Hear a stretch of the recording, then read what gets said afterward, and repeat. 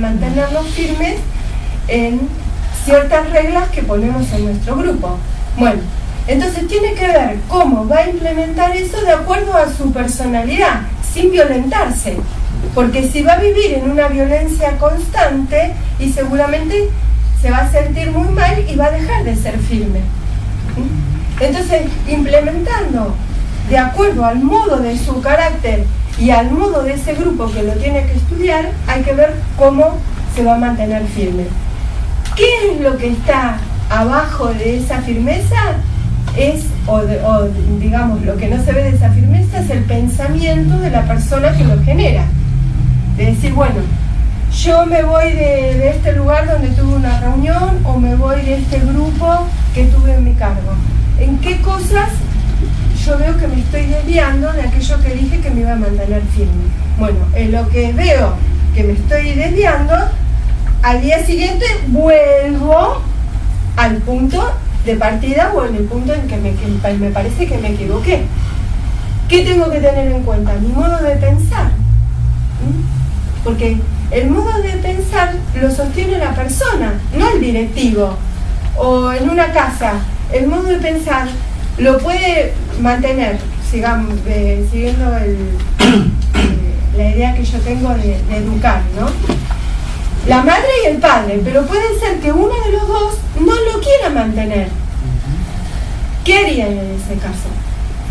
No se pueden poner, ¿y qué es lo que primero hacen? Discutir con la pareja, ¿no es cierto? Sin la presencia del chico. Sin la presencia del chico, eso es lo que se sugiere.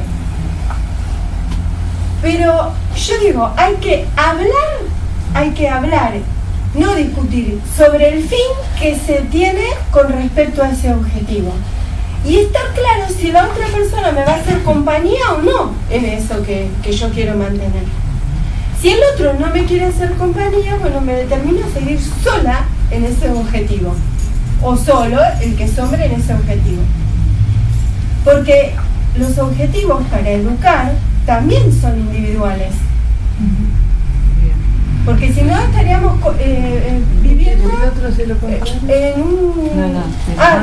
sí, puede ser lo que vos decís. Bueno, que hay una doble contraposición. Entonces el chico dice, ¿qué hago? Lo que dice papá, lo que dice mamá. Confunden al chico permanentemente. Se confunde. Y lo mismo pasa en las escuelas, porque los directivos dan una orden que nosotros tenemos que cumplir. Claro. Y después vienen los chicos que no cumplen, los padres se quejan, la dirección de la escuela, y bueno, dicen, no importa, bueno, si no trajo la guía, que pase igual, y entonces nosotros nos quedamos en ridículo. Por eso digo yo que hay que tener objetivos.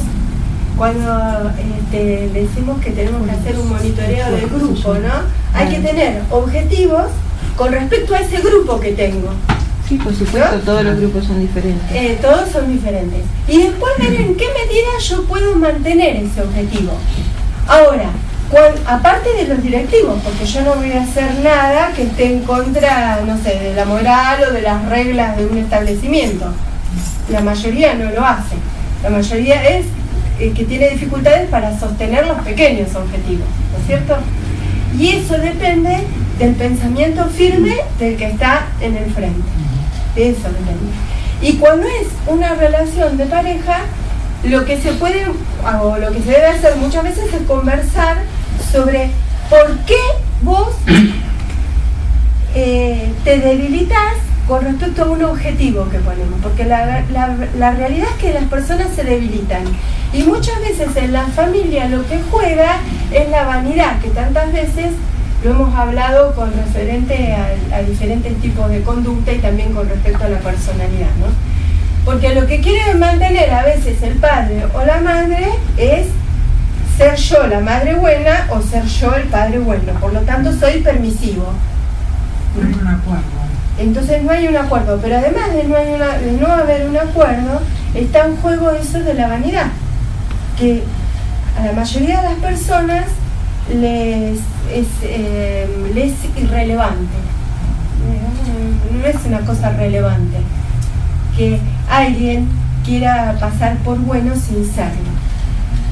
la persona que tiene firmeza en una convicción y que tiene firmeza en las reglas que lleva adelante en su casa, no va a ser muy popular. Lo que sí estoy cierta es que eso va a durar un tiempo. A la larga sí. Va a durar un tiempo. Porque como tenemos que tener en cuenta eso que decimos nosotros, la esencia, aún el chico cuando llega adolescente se da cuenta exactamente quién estaba bien y quién estaba mal. Se da cuenta. No lo puede hacer en la niñez o lo hace en los primeros pasos de la adolescencia, que se revela, ¿no?, en contra de las normas y las reglas. En realidad lo que hay que conversar es sobre por qué querés ser popular dentro del ámbito o qué ganás diciendo todo que sí. Tal vez el miedo, A veces la inseguridad, el miedo a perder. el miedo a perder. El hijo quiere estar más con el padre o la madre y no con el otro. Entonces, la inseguridad que la persona tiene, no solo en el hogar, sino en todos los ámbitos donde se mueve, lo lleva a estar en ese estado. Como hablaba hoy Belilla, cuando hablaba de la inseguridad de querer hacer todo lo que hacen los demás por el miedo a perder o a hacer el ridículo. Entonces yo voy y hago todo lo que hacen los demás, sin razonar si eso está bien o está mal. Pero como todos lo hacen, yo voy y lo hago. Entonces ahí después cometo los errores.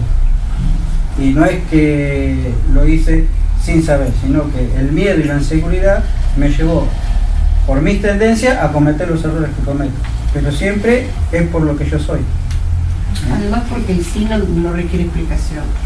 Si vos pones un no, Es muy fácil. Sí, claro, lo que pasa es que si yo no modifico la idea, el no, para mí siempre está mal, porque la persona que me está diciendo está equivocada, porque mi razón es mi razón, ¿no? Por lo que razono yo, por la idea que tengo, pero cuando yo empiezo a usar la razón para el lado de bien, ahí es cuando yo empiezo a darme cuenta, sí, lo que me está diciendo tiene razón, tengo que dejar hacer esto. Entonces, ¿qué tengo que hacer?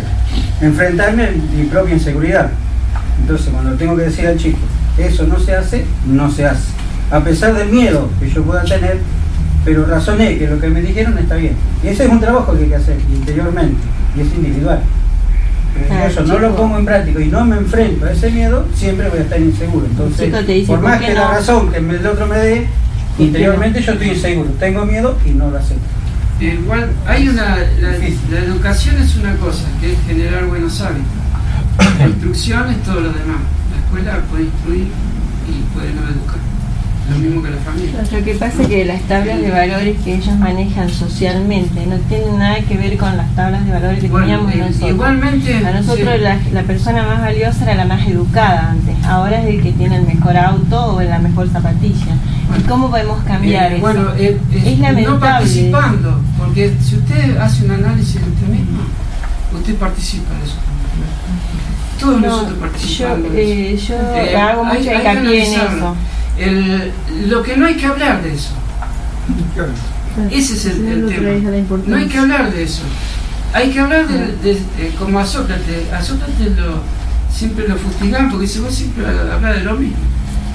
No, él no hablaba de todas las cosas que hablaba el resto. Él hablaba de lo que él tenía que hablar. Y dice, pero siempre decís lo mismo. Sí, ¿y qué voy a decir? Digo lo mismo de lo mismo. No voy a decir cada vez que hablo voy a decir cosas distintas de lo mismo. Entonces él no se ocupaba del pensamiento de todo el resto. Él lo único que hacía se enfocaba en hacer su caminito de hormiga, dormir. Hace 2500 años que hablaba Sócrates, no escribió nada y nosotros estamos hablando de él. Ustedes alguna vez escucharon hablar de Sócrates. ¿Saben quiénes los condenaron? ¿Los nombres que los condenaron? No. ¿Y por qué no lo saben? ¿Y por qué saben de Sócrates? Porque Sócrates hablaba de lo que tenía que hablar. Y los que lo condenaron hablaban de lo que dice usted, de todo lo demás. Porque en cada época y en cada sociedad siempre había un estatus, siempre había utilitarismo, siempre había todo. Y le dieron la cicuta. Y claro, le dieron la cicuta. Bueno, y bueno, y lo condenaron por otras cosas que no tenían nada que ver. Y cuando hoy hablaba de las situaciones, el amigo de él, que era Critón, estuvo, no sé cuántos años estuvo con él, desde que Sócrates tenía 10 años, era el vecino, Critón, era más grande. Y como vio como Sócrates, el padre era escultor, y bueno, entonces él se hizo cargo de la educación de Sócrates, ¿no? Porque era una persona adinerada, el vecino, que era Critón. Y desde los 12 años que tenía Sócrates hasta los 70 años que lo condenaron, estuvo bastante tiempo con él, ¿no es cierto? Y cuando estaba en la cárcel, le había pagado al carcelero, Cristo le había pagado al carcelero para que, como hacían todos, el carcelero se durmiera, dejara la puerta abierta y él se escapara a otra región de Grecia, ¿no? No cambiaron mucho. Bueno, entonces Sócrates le dice, pero vos, como diciendo, no entendiste nada. Dice, ¿cómo ahora que me toca a mí, después de estar tanto tiempo hablando de lo que había que hacer, ahora voy a modificar porque la situación es adversa? Es decir, o estuve mintiendo todo este tiempo. Y Critón le decía, no, pero ¿qué van a decir los demás? Que teniendo un amigo con plata no le haya pagado al carcelero para que vos te escapes. Le decía Critón. O para que cambie O sea de idea como Galileo. ¿Se entiende? La idea de él era la idea del común. Entonces dice, yo me voy a defender por la justicia. Y si me condenan, no va a ser la justicia sino los hombres, ¿no? En eso tenía la firmeza. Pero cuando él hablaba, no hablaba de las cosas que hablaban los demás, ¿no? Entonces lo que nosotros, la participación que tenemos que hacer en cada lugar es ese. No importa el que tengo arriba, el que tengo abajo, al costado, porque en un momento se cierra esa puerta y yo le puedo dar cualquier cosa que tiene que ver con el arte, con el oficio, pero a su vez yo puedo desarrollar esas ideas que son del alma. Y las ideas que van al alma se fijan con una virome que no es la misma que escriben en las carpetas. Tarde o temprano eso tiene su rédito. Pero no lo vamos a ver nosotros. Eso no lo vamos a ver nosotros. Ni siquiera es obra nuestra. Si fuera una obra nuestra, bueno, tendríamos que hacer seguimiento para decir, bueno, esa es mi obra. Ni siquiera es una obra nuestra. Es una tarea individual. Nosotros acá estamos sumando. No sé qué somos 30, 40, sumamos 1 más 1. Pero si ustedes se van, ahora cuando se van, y cada uno en su sociedad, porque no es la sociedad que no conocemos, sino en su sociedad, sus amigos, sus familiares, todos los seres queridos, ahí empiezan a multiplicar, porque somos 40 por 4, por 5, por 6, y esos 6, 5, uno que prenda, no importa. Claro. Si acá, supónganse, si uno puede tomar algo para sí y después transmitirlo, ahí estamos multiplicando. Entonces el objeto se da. Ese es el tema. Cuando en la República de Platón, él decía, primero tenemos que ver los vicios y las virtudes en la sociedad. Pero esos vicios y virtudes en la sociedad es la suma de las individualidades. Entonces, si queremos reformar una sociedad, tenemos que empezar por el individuo. Y el individuo somos nosotros, no es la sociedad. Entonces, esa es la tarea. Empezar a trabajar y no buscar resultados. Porque si yo hago la tarea que tengo que hacer y la hago bien, ya está el resultado. Ya está el resultado. Y yo me tengo que tener ese objeto. Saber hasta dónde yo llego y después de ese punto ya no depende de mí, pero todo lo que dependa de mí, eso lo tengo que hacer, y no lo tengo que hacer ni por la remuneración, no lo tengo que hacer ni por la posición en la que estoy, no lo tengo que hacer por eso, sino que lo tengo que hacer porque es como una especie de necesidad, de que si yo tengo algo útil, tengo la necesidad de transmitírselo al otro. Y y el otro lo toma o no, pero mi responsabilidad es, si yo conozco algo que el otro no lo sabe, ese conocimiento lo tengo que transmitir, porque si no, ¿para qué lo quiero? Para mí. ¿Para qué?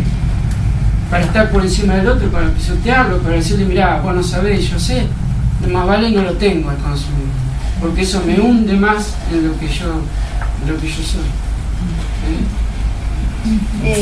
Cada persona tiene un ámbito de adversidad en el que está viviendo, y todo eso, cada uno tiene que analizar contra qué adversidad está luchando, porque para nosotros, es decir, para el ser, para la esencia, es buena la adversidad, porque cada vez se fortalece más, cada vez tiene digamos, más virtud de aquella que necesite en ese punto de adversidad en el que está viviendo. Lo que estaban hablando recién sería toda una cuestión de firmeza. Bueno, firmeza y firmeza y firmeza. La adversidad en este momento es más del tipo moral que intelectual. Piensen en 80 años atrás. Se luchaba contra la adversidad de que la mayoría de las personas eran analfabetas. Tenían que aprender a leer, a escribir. Se luchó cuánto tiempo contra eso, ¿no? Y era una lucha muy grande porque había muchas poblaciones que eran analfabetas. Y realmente las personas que estaban dentro de ese trabajo, no era poca su lucha. Y hoy en día la lucha que nosotros tenemos es esta, y no sabemos por qué, será una camada de seres que necesitan ser educados, y nosotros tenemos que luchar contra esa parte que consideramos que necesitamos mucha constancia, mucha perseverancia, ¿no? Pero lo que no podemos dejar es la firmeza. Y dentro de cada ámbito, cada uno tiene que primero analizar su propia personalidad, ¿no? La síntesis que tiene dentro de sí, a qué valor tiene que adherir, qué valor tiene, le es difícil, y por lo tanto contra qué tipo de adversidad está luchando. No siempre es la misma, no siempre es la misma. Pero el defecto que la mayoría de las personas tienen es que caen en la desesperación, en la violencia, la irritación, y ahí nada se gana.